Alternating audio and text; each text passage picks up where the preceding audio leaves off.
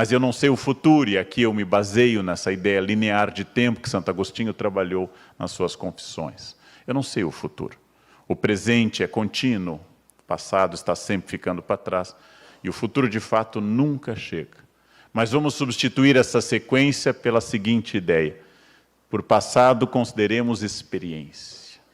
Todos aqui temos experiências.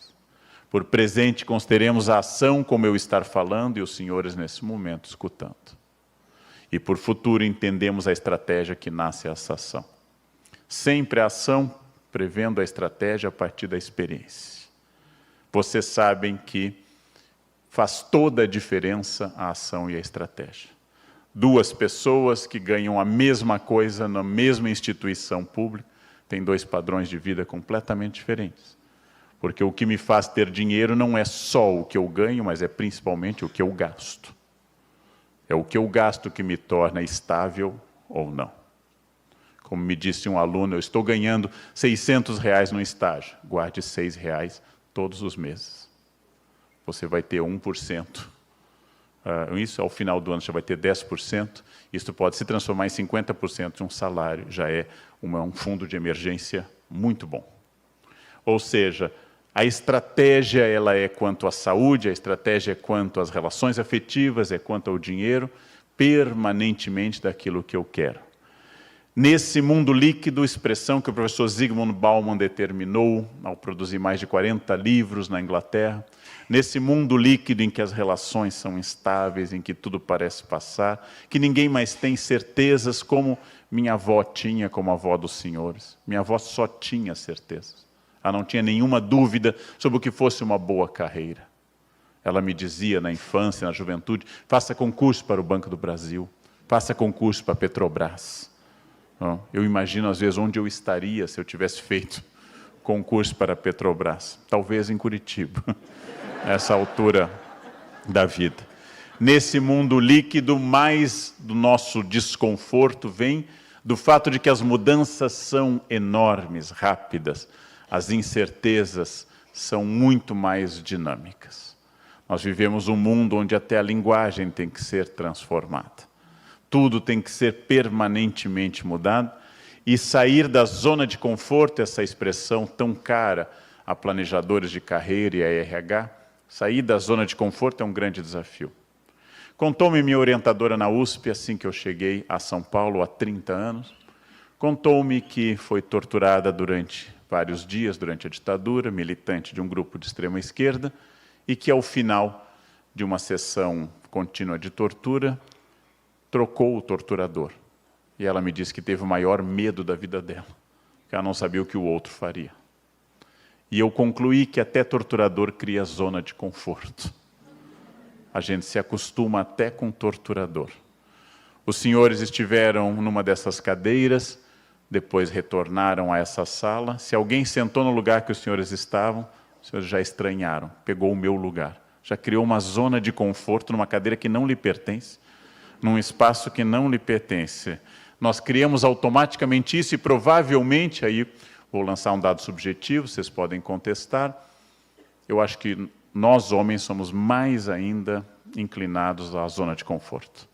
Homens, para serem felizes, precisam de televisão e comida.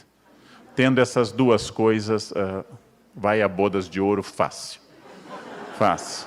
São as mulheres que querem carinho, afeto, discussão, relação. Os homens são de comida e televisão. Porque os homens são capazes de uma zona de vazio cerebral que é única, que é não pensar em nada. Já foi dito, vocês conhecem essa ideia, que a diferença entre o cérebro masculino e feminino é que o feminino é uma caixa única, onde puxando qualquer coisa vem tudo, absolutamente tudo. E o cérebro masculino está dividido em caixas que separam, por exemplo, afeto de sexo. Mas, acima de tudo, tem uma caixa vazia, que permite ao homem pescar, por exemplo. Pescar é o exercício do vazio absoluto. Você fica lá, pesca recreativa, que você fica lá parado, horas, sem nada. Quando as mulheres perguntam o que está pensando, nada, é verdade, a gente não está pensando em nada. As mulheres não entendem, mas nós temos um potencial de vazio E todas as mulheres que eu conheci na minha vida nunca podem não pensar em alguma coisa. Estão pensando o tempo todo. O tempo todo. São cabeças sempre em atividade. O vazio é masculino. Tem a ver, eu acho que, com testosterona. Ou, como diria a minha mesma avó, ao fato dos homens terem duas cabeças, mas sangue só para encher uma de cada vez. Quando enche uma, a outra entra em colapso. O que explica muita coisa. O que é zona de conforto? Provavelmente os senhores que estão nessa faixa, em que já têm um emprego fixo, que deve ser, como eu, a maioria, os senhores que já disseram sim ou não às grandes questões da vida, que já constituíram uma vida familiar inicial ou já no meio, que já têm sua própria residência, que deve ser a maioria, ou já está bem acomodado no lugar, chegou a uma zona de conforto. Aqui reside o pior inimigo da nossa biografia. Porque a crise me tira da zona de conforto. No momento que eu estou bem, eu começo a regredir. Os físicos chamam isso entropia. O que não está recebendo energia, está perdendo. Aprendi inglês, e agora? Qual é a próxima língua? Qual é a próxima língua? Ou seja, quando meus alunos chegam aos 18 anos à Unicamp e perguntam, professor, que língua a gente deve estudar? Eu recomendo português. Comece pelo português. Aprenda bem a bela língua portuguesa, você vai usá-la bastante até o fim da vida, depois passe ao inglês, que é obrigatório. E depois vai depender de onde você quer projetar sua carreira. Vai ser o francês, o alemão, o mandarim, depende da sua carreira. Mas o inglês é obrigatório. Então, zona de conforto é aquilo que me acomoda. Eu estou bem. Eu estou bem e crio uma zona de conforto